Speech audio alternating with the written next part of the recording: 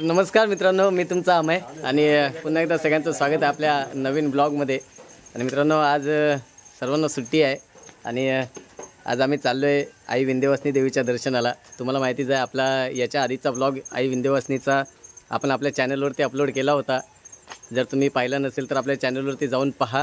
तर आज मित्रांनो, आपण आई विंध्यवासिनीच्या दर्शनाला देखील जाणार आहे। त्यानंतर अजून 2 मंदिरांचं 2 आईंचं दर्शन या ठिकाणी घ्यायचं आहे। तर मित्रांनो, ब्लॉग पूर्ण बघा, आवडल्यास सबस्क्राईब करायला विसरू नका आणि बेल आयकॉनवर प्रेस करायला विसरू नका। तर चला बघूया, आपण चाललो आहे आई विंध्यवासिनीच्या दर्शनाला।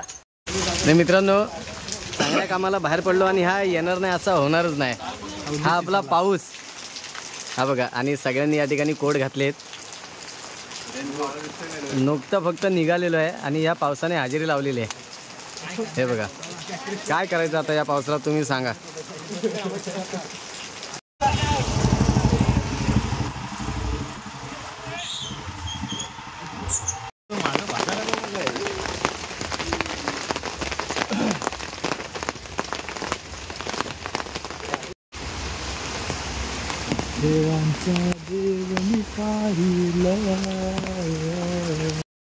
फायनली आपण आई विंध्यवासिनीच्या मंदिरामध्ये आलेलो आहे आणि आतमध्ये आपल्याला माहिती आहे की मोबाईल अलाउड नाही आहे, परंतु चला आपण पहिलं दर्शन घेऊया। तर चला बघूया।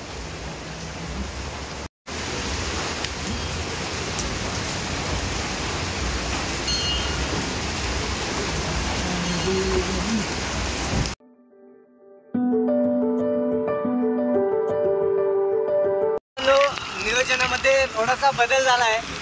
आपण पहिला केरळ या ठिकाणी चाललो आहे, वाघजाई भवानी मंदिरामध्ये।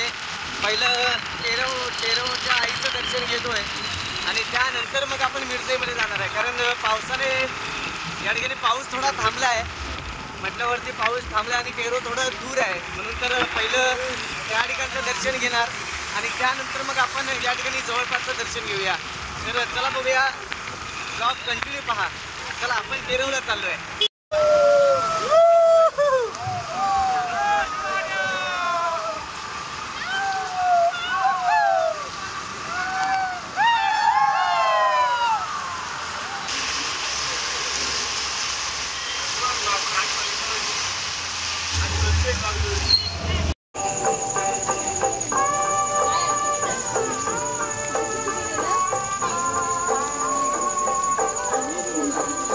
तर आपण आता श्री कुलस्वामिनी आई भवानी वाघजाई मंदिरामध्ये आलो आहे। माझ्या मागे बघू शकता, या ठिकाणी आईचं मंदिर आहे। आपण आतमध्ये जाऊया, या ठिकाणी दर्शन देखील घेऊया आणि आपण आपल्या व्हिडिओच्या माध्यमातून आपणास देखील या ठिकाणी दर्शन घडवितो। तर चला बघूया, आपण आतमध्ये जाऊया। अतिशय छान प्रकारची डेकोरेट या ठिकाणी मंदिराला केलं गेलं आहे। आपण आजूबाजूचा परिसर बघूया, परिसर एकदम इतका सुंदर वाटतोय, म्हणजे मनमोहक। तर चला बघूया।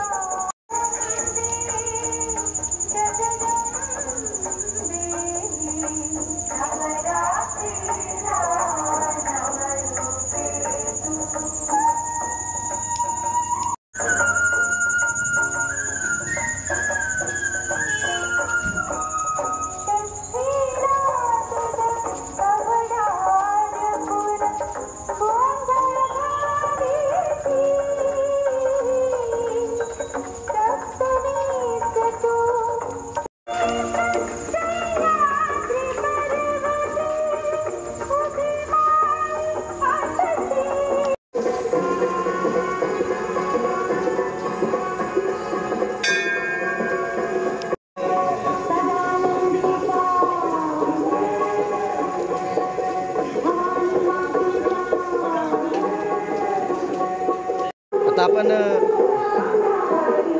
आई भवानी वाघजाई मंदिरामध्ये आलो आहे। माझ्या मागे बघू शकता, या ठिकाणी मंदिर आहे, अतिशय सुंदर मंदिर आहे आणि मंदिराला विशेषतः या ठिकाणी मंदिराच्या आजूबाजूच्या परिसरामध्ये ज्या प्रकारची या ठिकाणच्या ट्रस्टने जी लाइटिंग केली ना, अतिशय देखणी आहे। म्हणजे आजूबाजूचा परिसर खरोखर या ठिकाणी उजळून निघाला आहे असं वाटतं आणि या ठिकाणी येऊन जी फिलिंग आहे ना मित्रांनो, अतिशय पॉझिटिव्ह आहे। तुम्ही पण या ठिकाणी जरूर आला नसाल तर नवरात्रीत आता नवरात्र चालू आहे, तर नवरात्रीमध्ये जरूर या. तर आपण आधी आतमध्ये दर्शन घेऊया. चला.